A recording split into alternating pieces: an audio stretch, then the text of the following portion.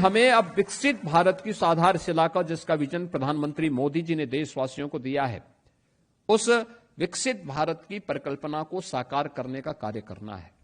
विकसित भारत की परिकल्पना को साकार करने का कार्य करना है।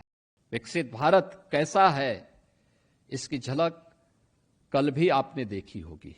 आने वाले समय में भी दुनिया इस ताकत का एहसास करेगी। इसमें महत्वपूर्ण नागरिक कर्तव्य अब हो जाते हैं।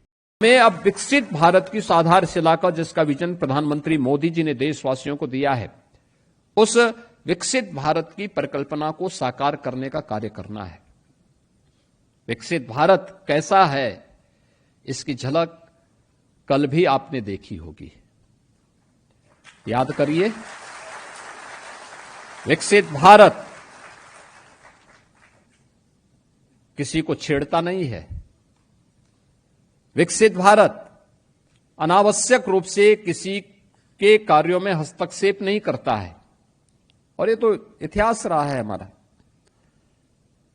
बेवजह हमने किसी देश के कार्य में कभी भी हस्तक्षेप नहीं किया, लेकिन अगर कोई हमारे आंतरिक मामलों में हस्तक्षेप करके हमारे नागरिकों को छेड़ता है, उनकी सुरक्षा में सेंध लगाता है, तो नया भारत जो विकसित भारत की आधारशिला बन चुका है, वह उसको छोड़ता भी नहीं है, उसकी मांद में घुस करके उसको जवाब देता है।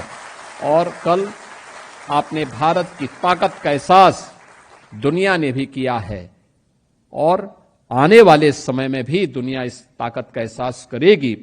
इसमें महत्वपूर्ण नागरिक कर्तव्य अब हो जाते हैं। विकसित भारत के लिए नागरिक कर्तव्य अत्यंत महत्वपूर्ण होंगे।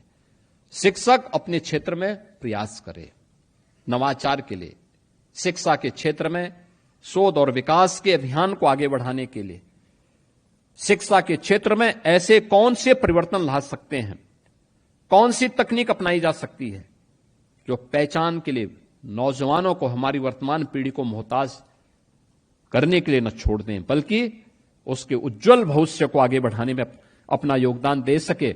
हमें उस दिशा में आगे बढ़ना होगा।